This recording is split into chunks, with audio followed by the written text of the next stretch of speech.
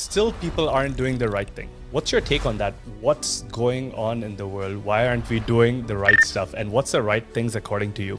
How do you figure out what the right thing is? If you look at what the norms are on blood work and so forth, that doesn't mean that's what's healthy. That just means what's average. Maintaining endurance and mental capacity as we get older is an important thing. If I took a citrulline supplement or some nitric oxide precursor and I did a headstand, will that also impact my capillary health? There are people that have wonderful results, sleeping on inverted, doing inversions. And I would simply say at a fundamental level, get the basics done first. Nose to tail diets where we are actually eating a lot of connective tissues for the animals. All of these things can help with connective tissue health. When the capillaries go to the cells, they don't actually go right to the cells. They deliver oxygen to the connective tissue. So what the connective tissue does is it's a filtering and buffering system. Hello and welcome to the Shift with CJ podcast. Today I'm super excited because I'm connecting with a person after 1 year. Last year, he blew my mind away when he was talking about detox pathways and different mechanisms of how do we eliminate toxins in our body. And ever since, we've kept in touch. I'm talking about no one other than Spencer Feldman. Spencer Feldman is a genius when it comes to holistic health and science. And he's one of those people that I really respect because he's always coming up with things that most people haven't heard about. He takes a really deep dive. So what you should expect on this podcast is no recycled information that keeps on going all the time. And most health influencers are just catching it, putting something in and sharing that. Get ready because I am super excited. Spencer, welcome to the show. Nice to see you again, CJ. Nice to see you too, brother. How's it going? It's been a while. Good. Yeah. I just got off a 9-day water fast, so I'm at the point where, you're rebuilding with good, healthy food. And it's That do that that's once a year. good. It feels good. And I've got a bunch of things I want to share with you and your audience that I've been researching for the last bit. I think it's gonna be Amazing. You know, the last time we spoke, you were also on a 9 or 10 day fast. I, maybe it's something. It always happens like this. Yeah. Anyway, yeah. so Spencer, we've been talking a bit earlier about this evolutionary mismatch of things that we're living in. You know, most of us should be outside, interacting with the natural environment, moving, eating right. But as more and more health information becomes available, and now we have things like ChatGPT, and information is never been so accessible. Still, people aren't doing the right thing. So, what's your take on that? What's going on in the world? Why aren't we doing the right stuff? And what's the right things according to you? Right. So how do you figure out what the right thing is? If you look at what the norms are on blood work and so forth, that doesn't mean that's what's healthy. That just means what's average. So what I like to do is I like to look back to, upper Paleolithic, early human hunter-gatherers. And I figured, okay, that's humans in their most natural environment. What were they doing, right? And to what degree can I replicate what they were doing, and to the degrees that I can't, in what ways can I hack what they were doing? So I'm gonna give you and your audience two things you can do to kind of replicate slash hack early hunter-gatherer lifestyles so that you can get the health that they had. If you look at your grandparents and great-grandparents, these people are much healthier than the modern generations. Each generation seems to get weaker because of various interventions, antibiotics, and things like this. But that also means that each previous generation was stronger. So the farther back we look, we may find greater and greater health if we can replicate what they did. So, one thing is obviously they got a lot more sun than we do. Okay, well, that's an easy hack. You take vitamin D. One thing is hunter-gatherers were walking, something like 6 miles a day. And rather than us walking 6 miles a day, what we do now is we sit 6 hours a day. Or And more? yeah, or more, right? Now, yes, you could certainly get a stand-up desk, and that's great, but that helps from, kinking all of your abdominal organs and, sexual organs and so forth. But that's not the same as the lactic acid you would create with a 6-hour hike, whether it's, hunting or gathering or whatever it is that you're doing as a primitive hunter-gatherer. So one of the things that happens when you do those kinds of long, extended, low intensity or medium or sometimes high intensity exercises is you create lactic acid, right? That's what's created in muscles when you don't necessarily have as much oxygen and you still need to produce energy. And the average, so that lactic acid has a lot of amazing effects on the body. It chelates out metals. But the one thing that I want to talk about is that it maintains our capillary structure. Now, and we're going to get into capillaries more in like the second part of this talk. But the capillaries are the very fine blood vessels that go and eventually end up delivering oxygen and nutrients to the cells or thereabouts. And the average muscle cell for, the average kind of sedentary person is they'll get 1 or 2 capillaries per muscle cell. But a well-trained athlete has 4 to 6. And the same thing happens in our brains. If you don't get enough exercise, and we're not talking, 20 minutes of high intensity, we're talking those 6-mile hikes. If you don't do that and you don't get those sustained lactic acid dumps into the body, our capillary structures start to back off. And when you have less capillaries in the muscles, you have less endurance. And when you have less capillaries in the brain, so then what you end up with is just kind of less intelligence in some very specific ways.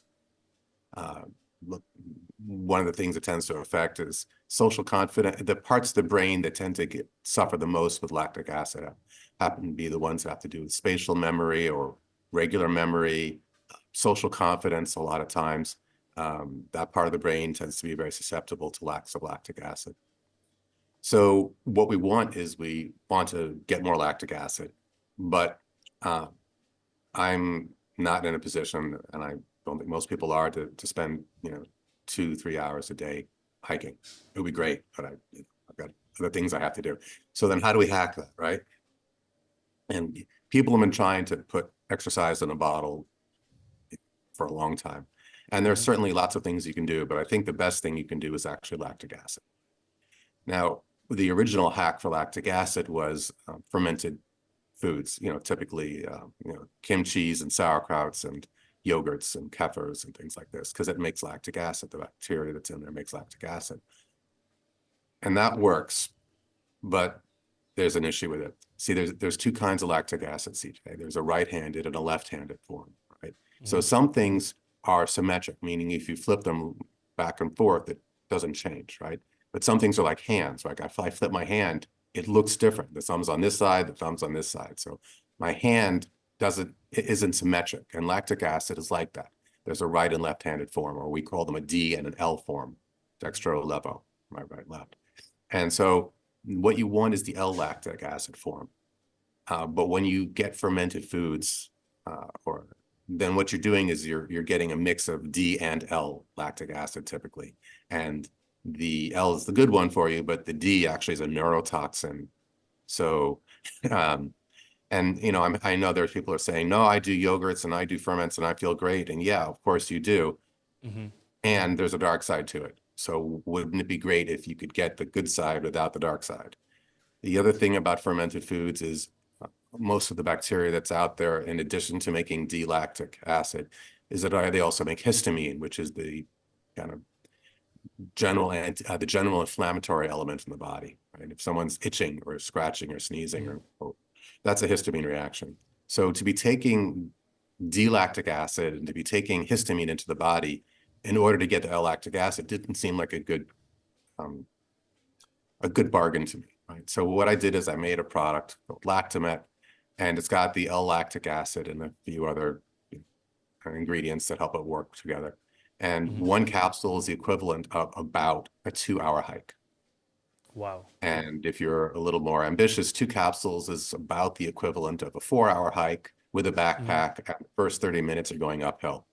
So depending on, just how, what kind of effect you want to get, there's that. Now, does this do what exercise does? No, of course not. You're not getting tension on the bones. You're not getting range of motion. There's a lot of things that aren't, nerve function. You're not moving lymph. It's not a a replicate. It's not a replacement for exercise. Nothing is. But I've got some pretty amazing results with people using it who aren't going to exercise at all or just don't have the time. And just in terms of, what's going on with, well, I can't make medical claims. Let's just say when you get the lactic acid in, and you can do it in a way that doesn't have the D form and the histamine. And some people, that's pretty amazing. So that's one hack. And, if you're out there and I have a few questions for you. So yeah, in this, we know that a lot of the times lactic acid builds up during exercise, right? That's why you were talking about the hike.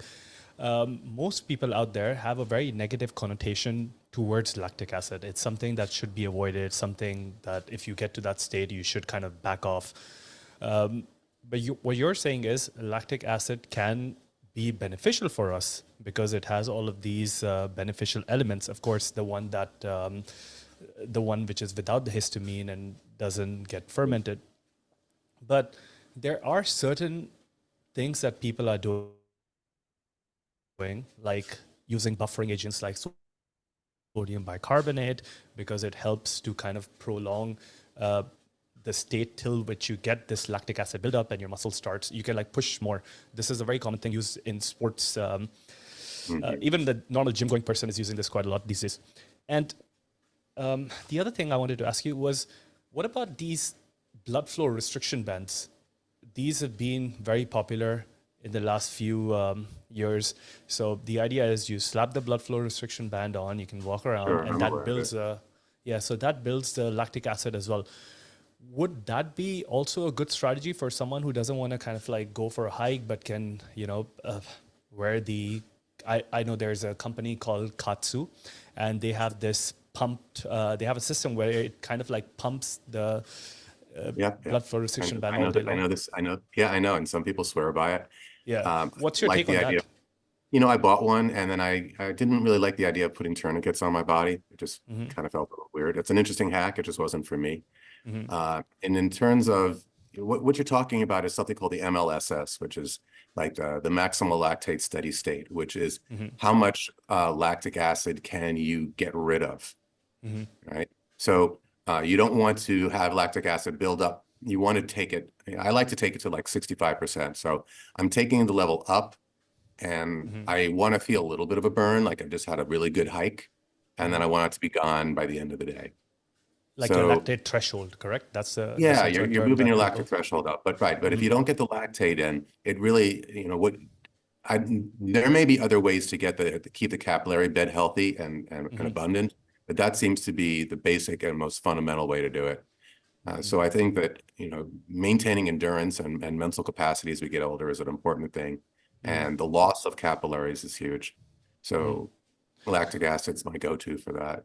What's the role of a vasodilator, like a nitric oxide supplement, or getting enough blood flow to the brain to have some of like this similar effect? So, like, let's say, for example, if I took a citrulline supplement or some nitric oxide precursor and I did a headstand, and now I'm getting more blood flow to the brain, and those capillaries are being flooded because of me kind of like doing a headstand. Will that also impact my capillary health? So, right. So nitric oxide is made by a healthy intimal wall, the wall inside of the artery, the blood vessels. And the question that I kind of, what I come back to is I have to ask myself, okay, do I have a citrulline deficiency? Do I have a headstand deficiency? Do I have a lactic acid deficiency? Can you do citrulline and headstands? Absolutely. There are people that have wonderful results, sleeping on inverted, doing inversions. And there are all sorts of flushes you can do for the there's a brain flush you can do. These are all great hacks. And for the more advanced biohacker that wants to play around with them, great. I would simply say at a fundamental level, get the basics done first, right? Rather than temporarily opening up some blood vessels and possibly creating some free radical damage as I'm doing it with nitric oxide. I'd rather than force the blood vessels open, I'd rather just have a healthy number of capillaries. Okay. So what you're saying is And of course, you're correct. All of these things are not normal. Like even for some of the biohackers, just to find an inversion table or to do a headstand, you can't do it in an office, right? Unless you work in a yoga studio. So it is difficult. And with your product, you're saying, let's say for example, I'm sitting at a desk all day and I'm in an 8-hour job. I don't have enough time to move around. I can't get sunlight, which also kind of expands blood vessels. Mm. Can't go outside, it's super dark or cold. I can take this product and that by itself will work for me in terms of just creating this lactate acid in the Sure, body. right, right. So it is lactic acid. And mind you, I've got nothing wrong with yoga poses and inverted poses. I think they're Yep. all great. I just think that there's an order to do these things, right? The Hmm. first thing we do, the best thing we can do is to exercise. If we can't exercise, I think the next best thing we can do is to do what would be, I think, like an intelligent version of fermented foods, which is what I think this is, to raise lactic acid to maintain our capillary density. Hmm. Now, if once we've done that, we say, hey, how far can I push the envelope? Absolutely. Start playing around with doing inversions and all sorts of other things. You could do high intensity infrared into the brain. There's all sorts of techs you can use. Yep. I'm just saying that this is a baseline thing that one Hmm. could should do. It's so easy to do, right? It's relatively inexpensive. This would be like Hmm. my first go-to. And I Hmm. think you're going to get more benefit from this Hmm. than you would get from some of the other techs, but that's just my own personal opinion. And in my opinion, if you stack this on top of all the other tech, then you get like the best of both the worlds, right? Absolutely. Play So, around. would you recommend a product like this to be used by someone who's already active, who's probably going outside, getting in maybe 150 minutes of exercise per week? Or would this be mostly for people who aren't able or both? No, I think that if you're already walking around to the degree that a hunter-gatherer would walk, that's best. As good as it gets. That's This is for difficult. people that right. Or like this could be something along the lines of, and even someone like that, someone might be like, Mhm. oh my God, it's been cold and rainy. I haven't gone out in 2 weeks. I really miss my daily hike. Okay, sure. Mhm. Take one just to keep your capillary bed happy. Sure. And also, I see a great point of this for people who are injured. We didn't speak about this, but I recently got injured doing a little bit of wrestling and jiu-jitsu, and I have Mm, a huge MCL tear. I'm mm, walking now on like a small treadmill, but the doctors asked, I have a cast, and mm. there was about for 2.5 weeks. Even though I wanted to go out and exercise and walk around, my doctor advised me not to because I'm just going to make it worse. So at times like this, where you are physically limited from doing something, whether it's the weather outside or whether you're injured, or I can think about my parents who are Sure. old and you know, probably they don't know much about exercise. They want to be healthier, but they don't know how to get there because they haven't been doing it for a long period of time. So I think that's also a subset of people that might find this so interesting because you're right. For many years, people have been trying to put exercise in a bottle. That hasn't happened, but we've seen something similar happening with the weight loss drug Ozempic and Oh boy. these.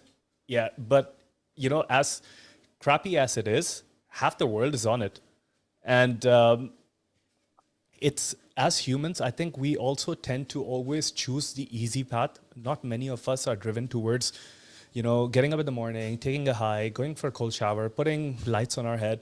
But like, hey, if I could eat whatever I want, or I don't have to struggle. I have so many people here in Dubai who are like, if you could just give me the pill, that's it. I rather go for a Yeah, surgery yeah, than to go to the gym. So yeah. it's not nice, but like that's the world we live in. And it's interesting that you're kind of like moving in that direction, but in a much more healthier standpoint where you're looking at the science, where you're looking at all the pathways, and you're like, okay, if you take this, it might help you a little bit. But of course, you have to do the work. It's no magic pill. But Sure. let's start somewhere. Well, I'll say this. I had a relative who was she was 80, is 80, and she called me basically telling me goodbye because her blood pressure was so high she was about to stroke out and die. And I said, okay, well, do me a favor. I'm gonna overnight you something. Try this. And the next day, and this was blood pressure that was uncontrolled even with medication. And the next day, after some lactic acid, her blood pressure was normal for the first time in years and years and years. So it can be very powerful. And like you say, for the older folks who simply aren't, 80 years old, that she's not going to get out and go for a hike. But she still, I still want her to be able to have mental capacity and blood flow to her brain. So that's one tech.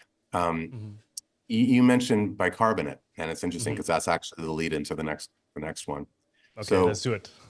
Yeah, so if you look at the diet again of the upper Paleolithic, you find that they're eating roughly about 87% alkaline forming foods.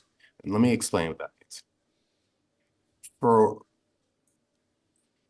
In trying to understand the effect of foods on pH, that's acidity and alkalinity, initially what researchers did was they would burn the food down, and then, if there was a bunch of, they'd measure the amounts of sodium, potassium, and calcium, magnesium, all the alkaline elements versus, the iodines and all the sulfurs and all the acidic elements, and then they would say, okay, which one is more acidic and alkaline? And that was a good start. And then it got a little more sophisticated. They said, okay, it's not necessarily what's in the food, but how it affects the body. So there's some things that are acidic, like citric acid in lemons and acetic acid, that actually have an alkaline effect in the body. So a little more sophisticated, we got to alkaline forming foods or acid forming foods. And there's more to it in terms of calculations you can do. But we now know roughly the effects of food on pH. And as a general rule, with the exception of the oxalic plants, that's chard and spinach and rhubarb, and tomatoes, all vegetables are alkaline. And with the exception of a couple of fruits, that's like dates and figs and plums and pomegranates, all fruits are alkaline. So mostly fruits and vegetables.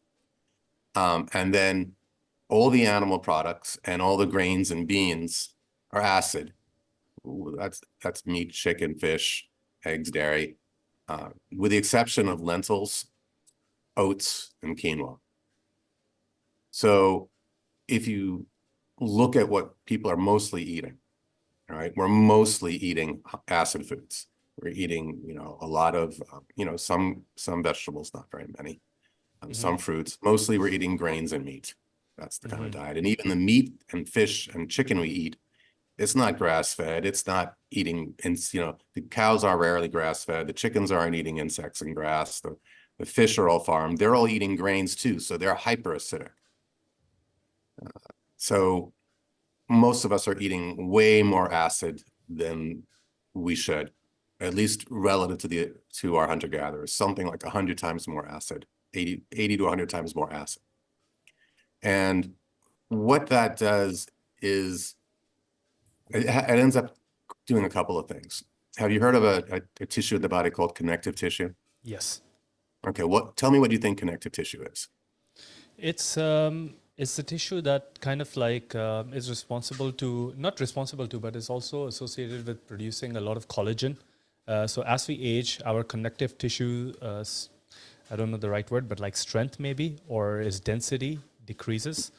And because of this, we have collagen loss, and because of that, it can impact our bone health, but just a little bit. But oftentimes using things like or having nose to tail diets where we are actually eating a lot of connective tissues for the animals, or having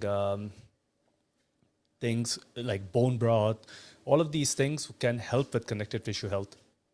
Am Okay, I so let's correct? first talk about what it is. Okay. Connective tissue is all the tissue. You take away the bones and the arteries and the organs and the nerves, and you're left with this material between all the cells, surrounding the cells. It's called connective tissue. And for a long time, it was thought that this stuff was just like packing peanuts. It just took up some space and separated the organs and, it kept them in place.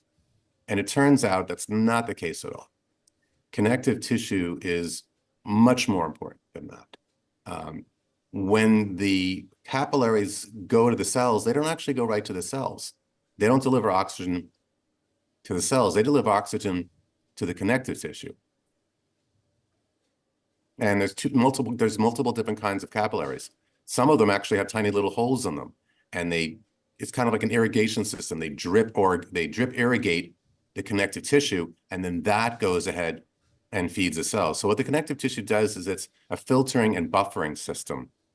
So the body is feeding the connective tissue the nutrition and bringing in the oxygen, and the connective tissue is and then the toxins, and then the connective tissue is filtering that, passing what it wants on to the cells, absorbing the toxins or the waste products of the cells, and then all of that, plus the stuff that the connective tissue didn't want to give to the cells, is either stored or goes into the lymphatic system and then makes another cycle around and maybe leaves the body. So it's an intermediary. It goes deeper than that. It's 4 times more conductive than copper. Water travels 100,000 times faster through it than it should. It's a fiber optic system that where light comes in, and so we're not only irrigating our cells with water and nutrition, but the connective tissue is irrigating our cells with light. We're actually bathed in light from the connective tissue, but that's another deep topic to get into. So Does it cause like a physioelectric effect because we of this? it Similar to like fascia? th there's a whole kind of esoteric aspect to what the connective tissue is, That's what I'm thinking right now and as well. what it's capturing and what it's giving to people beyond just physical stuff. But let's stay just at the physical level for this talk. Okay. So the connective tissue is the intermediary between the blood vessels and the cells. And when we eat a lot of acidic food, the connective tissue, it has to hold on to that. It has to go somewhere, right? Because you only have, the kidneys can only urinate out so much. The lungs can only exhale so much acids. And at a certain point in time, some of it has to get stored somewhere, and it gets stored in the connective tissue. So the more they get stored in the connective tissue, the less the connective tissue can do its real job, which is filtering and nurturing the cells. So we get very acidic. And as a result, so one of the things that happens is the body tries to neutralize the acids with something called bicarbonate, which you mentioned before, right? And what happens is over time, we run low on bicarbonate. And you can check this by checking your saliva pH. Your urine pH is a measurement of how much acid you're dumping, and your saliva pH is a measure of how much bicarbonate you have. And they should both be around 6.8 at some point in the day. Now, what you're typically to find for people is urine is around 5.5, something like that, which means it's, something like 30 times too acidic. And you're going to find that the saliva, is going to be around 6.3, 6.4, 6.5.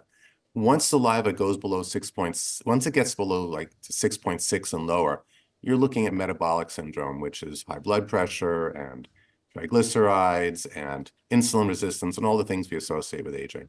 So if you get some 5.5 to 6.0 pH paper and you measure you should know the pH of your stool, saliva, and urine. But now there's some other things. Sometimes you'll see your saliva go way alkaline, and that's sort of like a false reading because you're dumping ammonia, which we could get into at some point in time.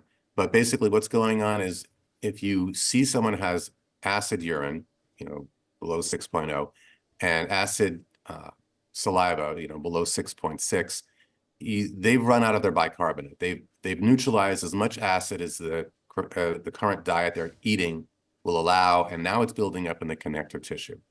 Now, when the bicarb gets, aside from irritating the heck out of the connective tissue, one of the things is bicarbonate is required for mucus production, or more like mucus fluffing, right? Mucus is made from mucin, and when the bicarb hits it, the mucus fluffs up 1,000-fold. So there's mucus in the stomach that keeps the stomach from digesting itself. There's mucus in the small and large intestine that keep the enzymes from the pancreatic enzymes from digesting the small intestine and the large intestine. It's also there. Mucus is also there because it's a place for your microbiome to live. So you have to have mucus, and if you don't have enough bicarb, the mucus doesn't properly gel, it doesn't expand, and so everything starts to burn. You know, people eat and things kind of their stomachs and their intestines get irritated, and their microbiome doesn't work properly because there's no mucus really for it to live in properly. Another thing is you need bicarbonate in the small intestine to turn on your digestive enzymes. So if you don't have enough bicarb being secreted by the liver or the pancreas and the small intestine, not only doesn't it neutralize the stomach acid, which now the intestines are going to start to get burned, but the intestinal enzymes won't activate. They need to be activated in an alkaline environment. So you can take digestive enzymes all day long. If there's no bicarb in the small intestine, they won't turn on. So then you get a person now the bicarb loss not only is an issue with mucus, but now they're not digesting properly because they can't turn their enzymes on, which means they're getting to malnutrition. And now undigested foods are making it to the large intestine, and there it's going instead of fermenting into good short-chain fatty acids, it's putrefying into toxins. Now, the other thing is if you look at an older person, you look at their skin, right? Connective tissue, skin, that's mostly collagen. And when you see just how weak and loose and transparent skin gets in the elderly, well, what you're looking at is a lifetime of acids having built up on the connective tissue. You look at animals in the wild, and it's very hard to tell, other than their teeth and sometimes their eyes, how old they are. An old animal and a young animal, they don't have the huge differences in appearances that humans do, unless it's a pet that you feed, pet food to. And a lot of that is they're eating a diet that's not destroying their connective tissue. Another thing about bicarb is it's required for an enzyme called alkaline phosphatase to turn on. And in the intestines, alkaline phosphatase is what neutralizes the inflammatory effects of gram-negative bacteria. So getting your bicarb up is huge. So let me tell you a couple of tricks you can do for this, right? Mm-hmm. Now, just like the optimum thing, CJ, for exercise is to go exercise, right? Go and hike for 2 hours a day. But that's not realistic for a lot of people. I don't do it. I keep saying I'm going to retire one day and I'm going to spend my days hiking, but it's yet to happen. So the optimum thing for food is to eat like out per Paleolithic. What does that mean? It means, about 8 parts vegetable and fruit to 1 to 2 parts grains, beans, and meats. And when I say meats, I mean anything from an animal. And sure, okay.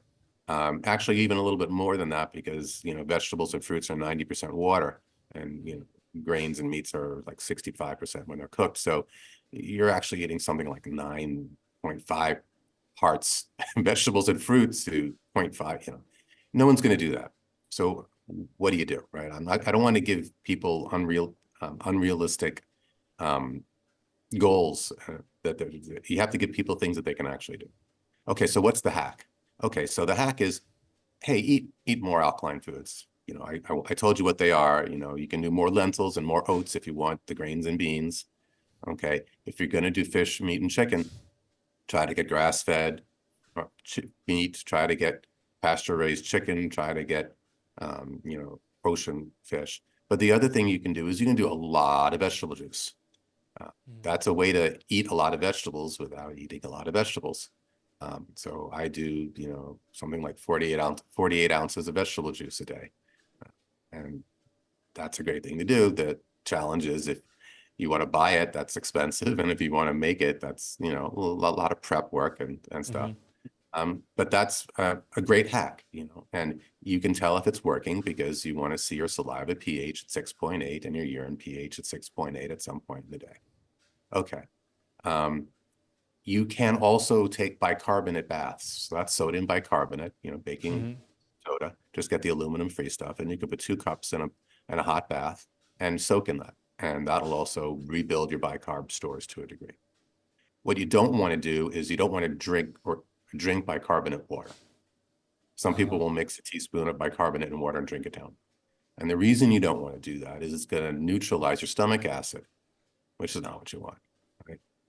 Your stomach acid's there to disinfect the food and to break down proteins and to activate certain enzymes in your stomach.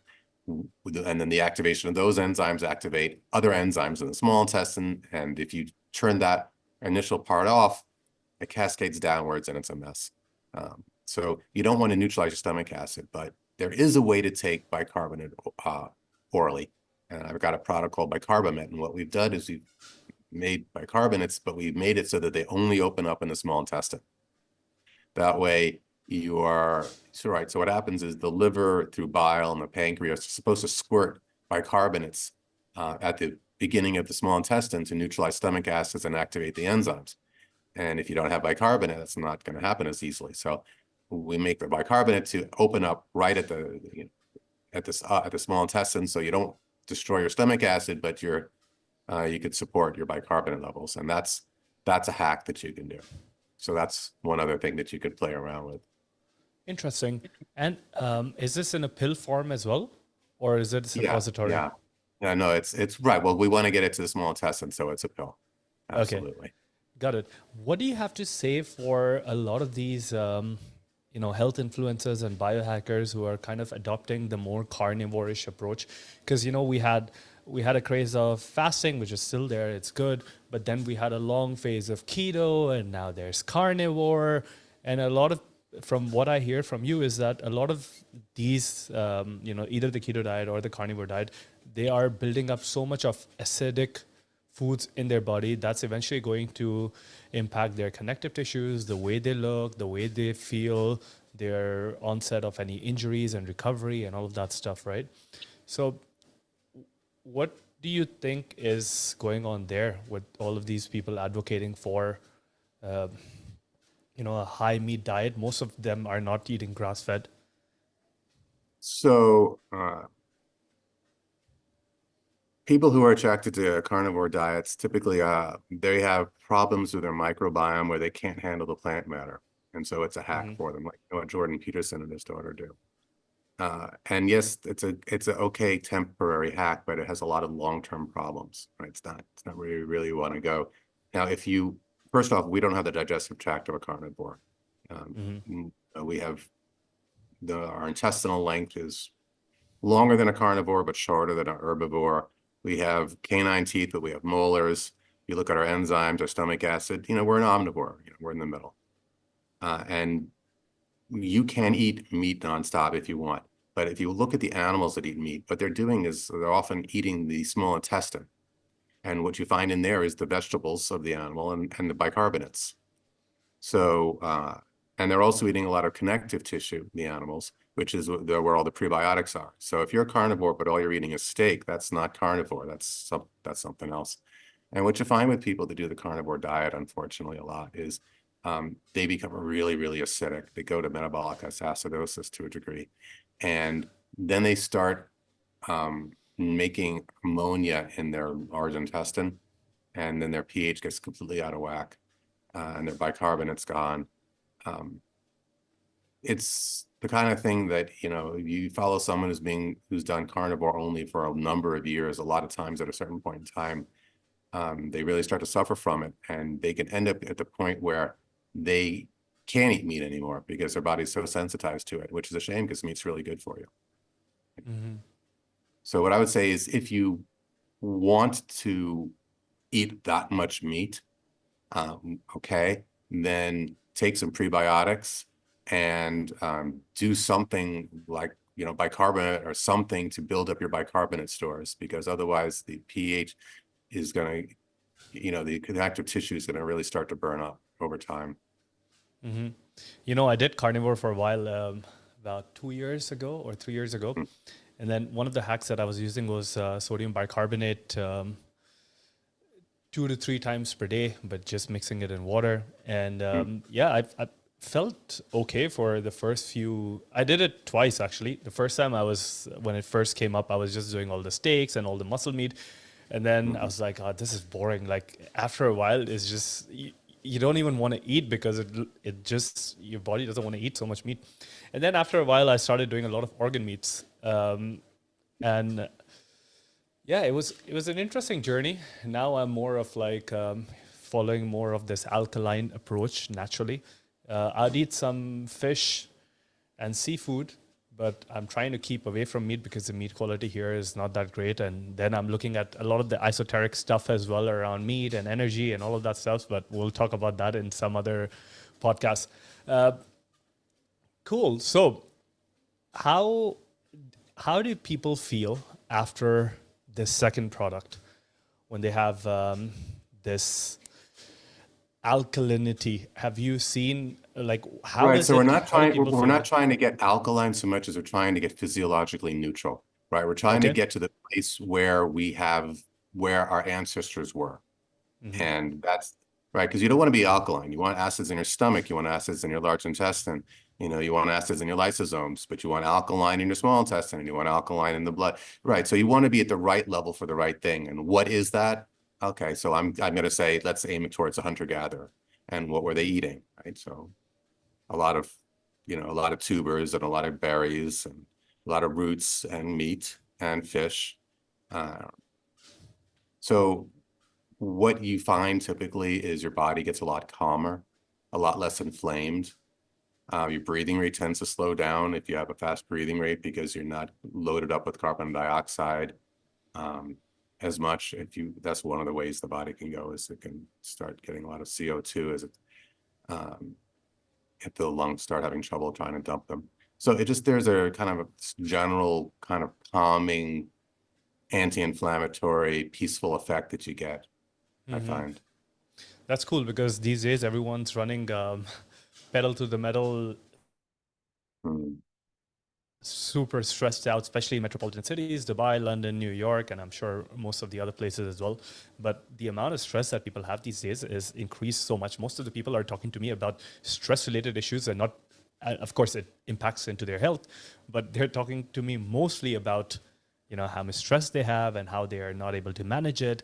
And a lot of the Mm. times, there are so many other things as well that are coming up, especially with when we talk about the diet and assets. One of the things that comes to my mind is the big C word.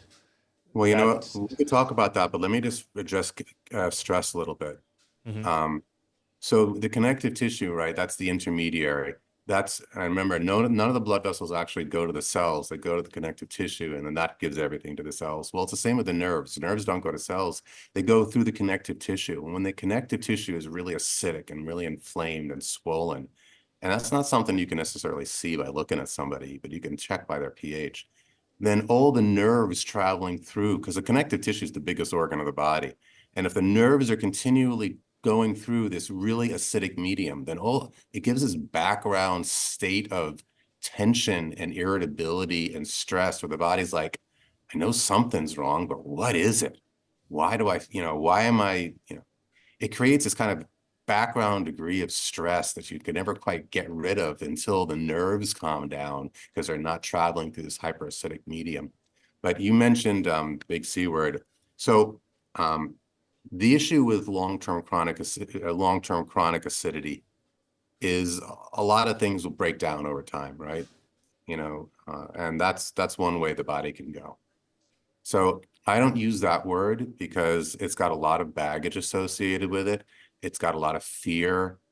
Psychologically, that word is associated with fear and fighting and conflicts and you're angry at your body. You feel like a person might feel like they've been betrayed or they've been invaded or something terrible is happening to them. And then scientifically, it creates this idea that this is other. There's this anthropomorphication where you say that this thing is evil and malignant. I mean, look at the word, they call it malignant, right? Like that it's an evil intelligence, and it's not that. At least that's not what I think. So I use a different word because I don't want the baggage that comes with that one. I want to start from scratch. So the word that I like to use is feral. And feral is the word for a domesticated animal that's gone wild. So let's say you've got a good family dog. The dog loves you, loves your kids, lays by your feet, watches the house. And then for some reason, you forget to feed it for a month. It just slips your mind, whatever. And you come, and then one day, you hear some barking and some squawking, and there is the dog in your chicken coop, and it's got your prized egg-laying chicken there, and it's about to tear it to pieces. Now you could go in and try to take the chicken away from the dog, but if you do, it might snarl and snap at you. You might even get bit. Okay. You could shoot the dog, you know, you could poison the dog. Or you could say, hey, did I do something here? Because this used to be a good dog. Oh, wow, I didn't feed it.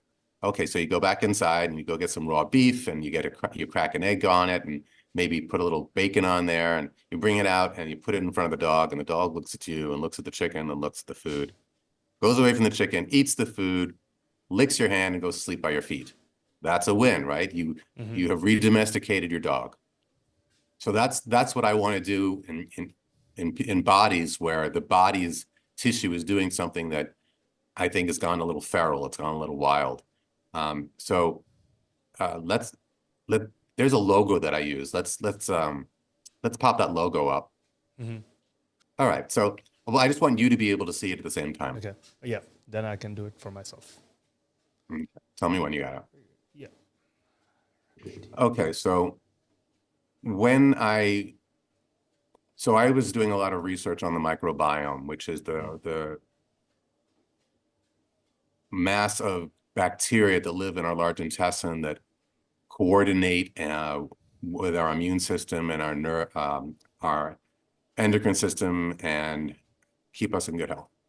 And it led me through a series of kind of deep dives into an understanding of what I call feral tissue that I want to share with you and your audience. And so what I've done is I've created a logo, which is actually a map.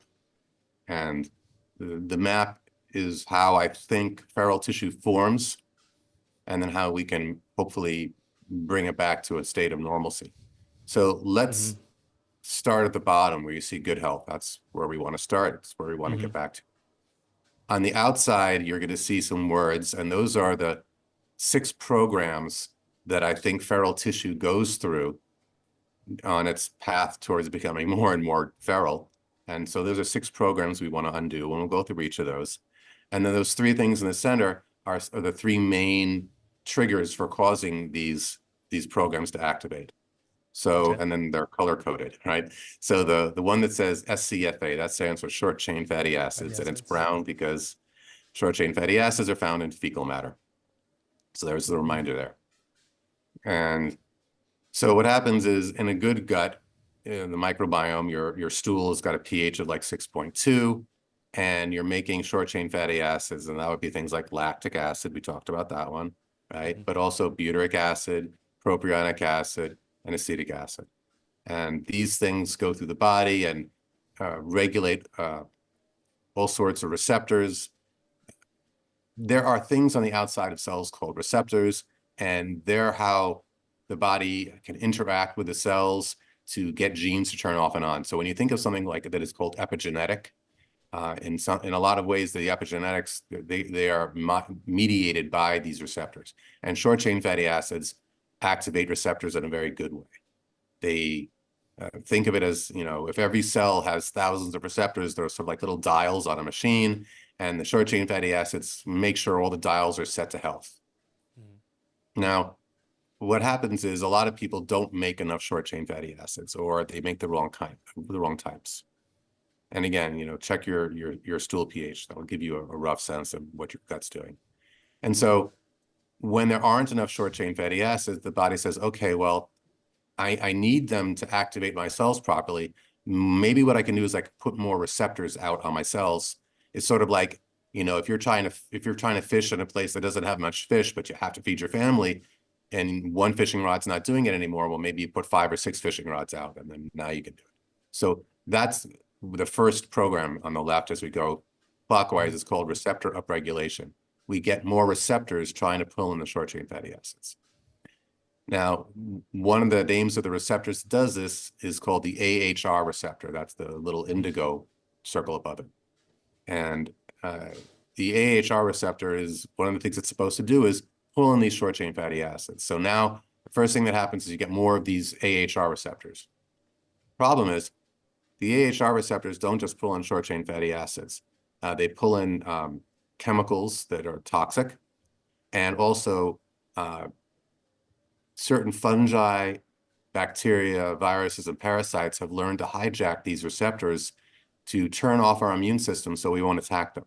So it's a great strategy for a virus or fungi or bacteria or parasite to get the immune system to ignore it, and it does it by creating things that it uses to turn the dials on those receptors in a way that is not good for us. So that's the first thing that happens. We get receptor upregulation. And then now, rather than pulling in more short-chain fatty acids, which aren't really there, the body starts pulling in aflatoxins, which are the toxins on fungus, and bacterial toxins, and viruses hopscotch on in there, jump on in there, and dioxins and hydrocarbon toxins. So the cell starts getting more acidic because it's now got more receptors for, unfortunately, sorry, not more acidic. It gets more toxic because the cell has more receptors for these things. Mm-hmm. Okay, so the reason it's 11 o'clock at night for me, so I'm a little tired. And you're fasting as well. Yeah. Well, I'm finally eating now, so that's nice. Okay, that's Um, right. so I colored it indigo colored Mm-hmm. because what we want to do is we want to clean those receptors off of all the junk that's in there, and some of the stuff that gets in there, it gets stuck on those receptors pretty good. Like dioxin, it has a 5-day half-life on the receptors inside the cells, and so you need something that'll bind to the receptor stronger than dioxin, and there is something. It's called the Indigo naturalis plant, which is why it's indigo colored. And extracts from that plant combined to the hydrocarbon, the AHR, the aryl hydrocarbon receptors, more powerfully than the toxins can. And so we can get the dials to the proper setting. And then once we've displaced those toxins off the receptors, then we can go and we can detoxify them. But if we don't do that, then, or even if we do, the next program you see on there is called fermentation. Mm-hmm. So what happens is, at least this is my theory, right? When the microbiome isn't making enough short chain fatty acids, the body will delegate certain cells to actually make short chain fatty acids for it. It'll ask certain cells to start fermenting. And as you know, feral cells have been called fermenting cells because they are indeed fermenting.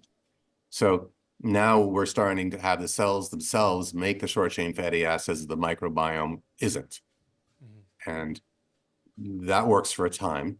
So now the body has the short chain fatty acids. It's just making it at a different part of the body. But there are problems with that. The acids that are made, the short chain fatty acids that are made in the microbiome in the gut, there's a mucus there, and the short chain and the cells in the colon, every 5 days they fall off into the toilet to prevent them from becoming problematic from all the acids. When you have these acids being generated in tissue inside the body, the acids can't disappear as easily, and that causes a lot of injury to the tissue. And so that takes us to the next thing, which is called the stem cell program. And there are always stem cells in the body in a particular ratio to regular cells. So a normal cell, a differentiated cell, is a cell that knows what it is. It's a liver cell, it's a skin cell, it's a kidney cell, it's a breast cell. A stem cell is a cell that really can kind of become anything. It's de-differentiated. It's gone backwards in its evolution. And that's the purpose of a stem cell, is to repair things. So when tissue gets damaged, the stem cells that are there go in and become the new tissue and differentiate into what is needed. Now, one of the things you see in feral cells is the more problematic they become, the more aggressive and dangerous they are, the more stem-like they are, the more they de-differentiate, the less like normal tissue they become. So that's the reason I believe that they are doing that, is they're there as part of a response to the injury of all the acids. Mm-hmm. Now, the next thing you see in feral tissue is you see a lot of mucus formation around there. There's an awful lot of mucus around them. That's, again, a program that runs in the intestines. The intestines secrete mucus to prevent short-chain fatty acids from burning itself. Well, the feral tissue, I believe, secretes mucus in order to protect the tissue there from getting burnt. But now, as a result, the immune system can't get in, and nutrition, a lot of things can't get in there as easily. So now we've got the mucus. And now the next thing that happens is cells start to break away and get into the blood vessels of the lymph and travel to other parts of the body and create kind of these remote outposts, and they start growing there. And I believe that's the sloughing program, which is what intestinal cells are supposed to do. When intestinal cells are exposed to a lot of acids over time, they let go. See, cells are normally stick to one another. They have adhesion. There's all these molecules that stick one cell to another. So you don't want your liver turning to liquid and just spreading across your body. You want your liver in one place and your kidneys in another. And so the cells are all sticking together. But what happens in the intestines is those cells lose that adhesion and they fall off and then they come out in the feces because Mm-hmm. you don't want cells that have been exposed to acid all the time hanging out because they don't work properly. Well, what happens inside tissue when it's exposed to these same acids? The program it runs is, hey, let's separate off because we're meant to go away. But there is no way. They just get into a blood vessel and set up shop somewhere else. So that's another program. Finally, the last, and now that takes us to the whole pH thing, right? The pH is that insult that's happening from the fermentation, and it's generating all these other things. And the reason that one's green is because if you have pH paper, neutral is rough, is somewhat green, blue. Right? So it's a reminder that you want your pH the right color, pH paper the right color. So the last program is called the trophoblast program, which is a fancy term for the word placenta. Now, if you look at the placenta and feral tissue, they have a lot of stuff in common. They both grow very quickly. They both invade tissue. In the case of the trophoblast or the placenta, it's invading the uterus, right, to have a place. They both have low cell voltage. They both ferment. It's almost identical tissue. So what I think is actually happening is these programs, the fermentation, the stem cell, the mucin, the sloughing, the trophoblast, that these are programs that are normal programs, right? They're just happening in an abnormal way. It's important to remember that no feral tissue grows any faster than a placenta. No feral tissue is any more invasive than a white blood cell, right? There's nothing wrong with any of these programs. It's just they're happening at the wrong time at the wrong place, but it's because, we made it that way. We turn these programs on, not intentionally, but, you take antibiotics and you drink a lot of fluoridated water and you don't need any you don't need any prebiotic food and then it's not going to be enough short chain fatty acids and this whole thing plays out. Now, the interesting thing about placenta is why is it that the placenta doesn't kill the mother? Why doesn't it keep growing and invading everything? Well, at day 56, it stops. And well, what happens at day 56? Well, at day 56, the fetus starts making digestive enzymes. Well, it doesn't have to. It's not digesting food. It's getting all its food through the placenta. But what happens is those digestive enzymes calm that trophoblast program down, calm that, it's no longer, right? So like the placenta is generating new blood vessels, it's growing fast, it's invading. And then at day 56, it stops and starts acting normal. And it's the enzymes that trigger that. So we can use enzymes to in the same way that we do that the fetus turns off the aggressive behavior of the placenta, we may be able to support the body in turning off the aggressive behavior of feral tissue with those same enzymes if you know what kind of enzymes and how to deliver them. Mm-hmm. So the protocol and if you want to learn more about this, there's a website, feraltissue.com, and we go through this stuff over a few hours of video.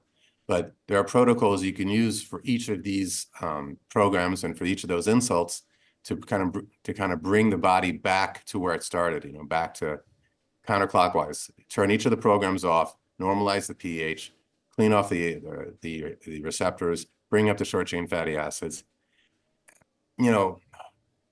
I wish this was something that the average person didn't have to know.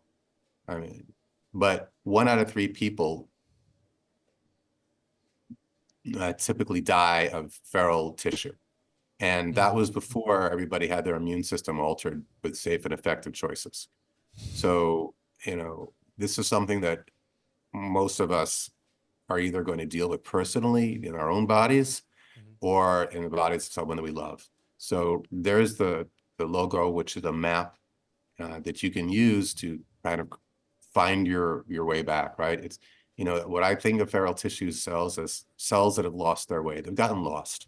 You know, they're not out to get us. You know, they think they're doing us a favor by making short chain fatty acids and fermenting. It just so happens that if you ask them to do that continuously, it's got this really nasty side effect called feral tissue. But you know, what I would pose to you is, you know, don't don't think of your own body as the enemy. Don't get afraid of your body or angry at your body, or, you know, you just have to understand it, right? Even the most aggressive feral dog, you know, was once a really sweet pet. And if you can figure out what you did inadvertently to turn it wild and what you need to do to recover it, then you could be a good family dog again. That is super interesting. And for people who are listening, go onto the YouTube video so you can see the map. And, you know, Spencer, this is fascinating. And I know we can go on for hours and hours. But let's say, for example, someone who's listening to this, we want to encourage that people don't be worried and, you know, don't have any negative connotation towards this. But take one step more, go towards the website that you mentioned, feraltissue.com, go through all of your stuff. But can you give us like a few hacks that we can incorporate in our everyday lives to kind of like avoid all of these things according to the roadmap, whether it's having more prebiotic food, having, you know, short chain fatty acids, butyric Sure. acid, whatever. Sure. So let's take a look at those three main insults: short chain fatty acids, receptors, and the pH. So the short chain fatty acids, absolutely. Check your stool pH. You want 6.2 to 6.4. 6.6 is acceptable. As it goes above that, the microbiome's going out of whack. And, you know, the farther out of whack that is, you know, like if you have a stool pH of 7.0, it's time to work on it. 7.5, you know something's wrong. And at 8.0, stop everything you're doing and fix it, right? And again, we make a product called Filamet, which is a rectal microenema of short chain fatty acids. You could squirt them up. And but the long-term goal is to make your own short chain fatty acids. And you don't necessarily need prebiotics. You don't need probiotics, but prebiotics are really good. We make one called Panaceum, but there's some more advanced things. So if Yeah, you I've used can't that get, one. yeah, if you can, you know, the nice thing about that is if you use good prebiotics, eventually you don't need toilet paper.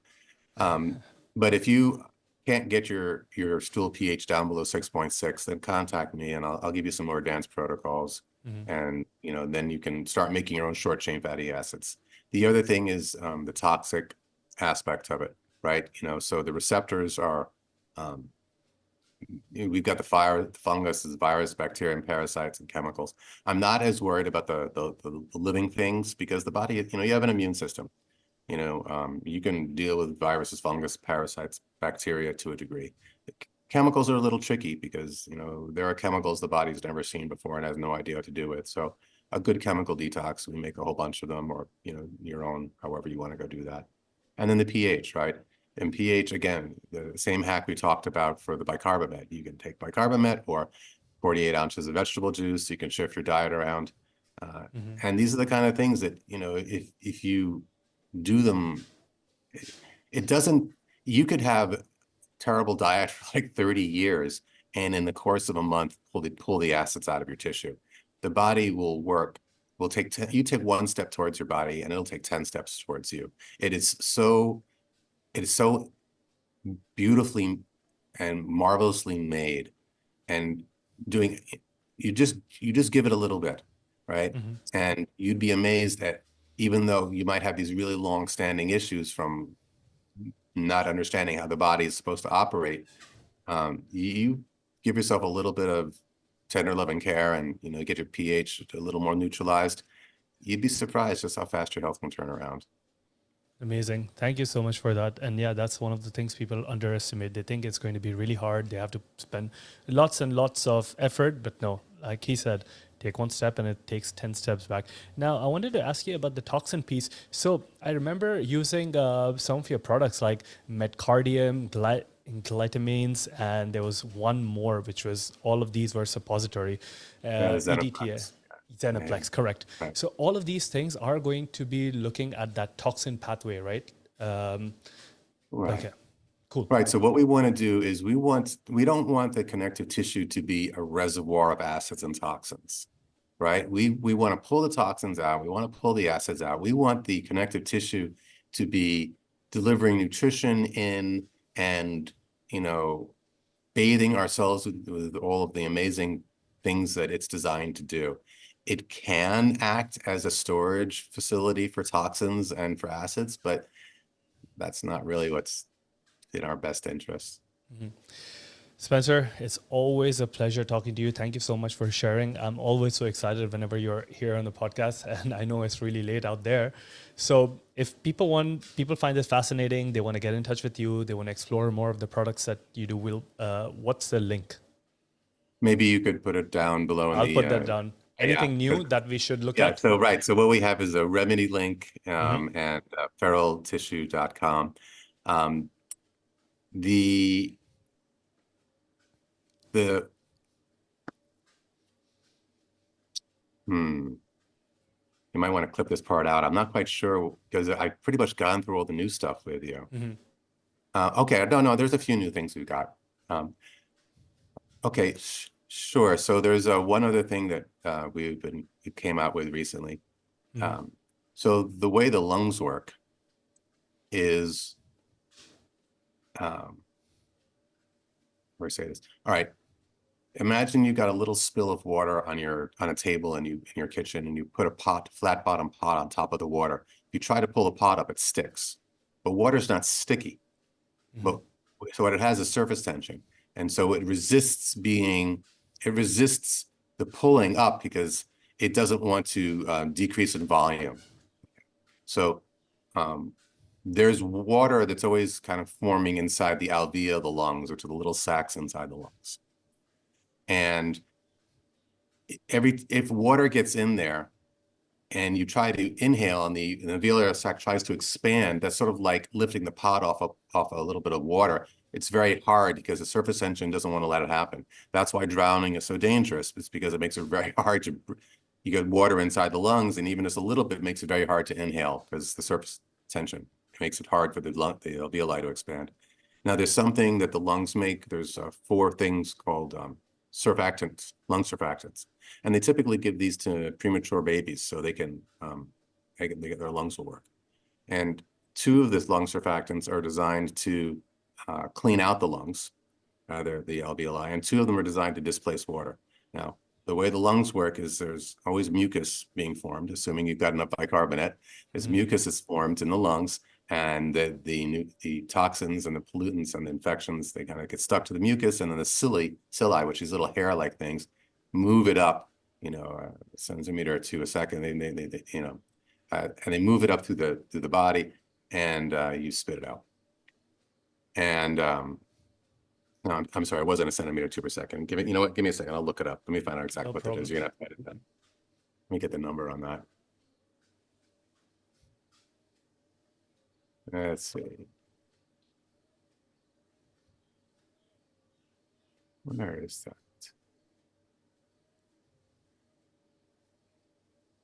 There we go.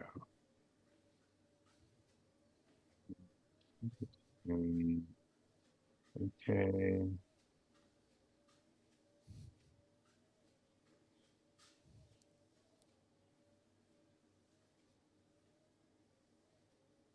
Oh, right about it. Okay. Half an inch a minute. Okay. So 1/2 inch a minute? Yeah. So what you've got Okay. is so the lungs are making mucus, and they trap the pollutants and the infections and in the mucus, assuming you have enough bicarbonate for the mucus to fluff out properly. And then the cilia, which is these tiny little hairs, move that whole mucus sheet up the lungs at around like 1/4 to 1/2 inch a minute. And then you spit it out or swallow it, and it goes out the toilet. But a lot of us don't have enough surfactants to do that anymore. The surfactant gets damaged because it's so one of the ways is COVID actually damages the very cells that make surfactant that would bind to COVID. So it attacks. It's a preemptive strike. That's one of the reasons it's so nasty in the lungs, is it knocks out the ability for the lungs to deal with it.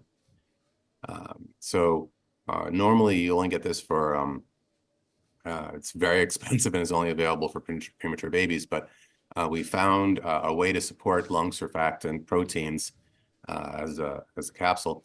And so you can take that if you live in a city and you're breathing in a lot of pollutants, or you work with a lot of people and you're concerned, hey, I might be around a lot of people breathing all sorts of junk on me, like maybe you're in the medical field and in a respiratory care system or something unit.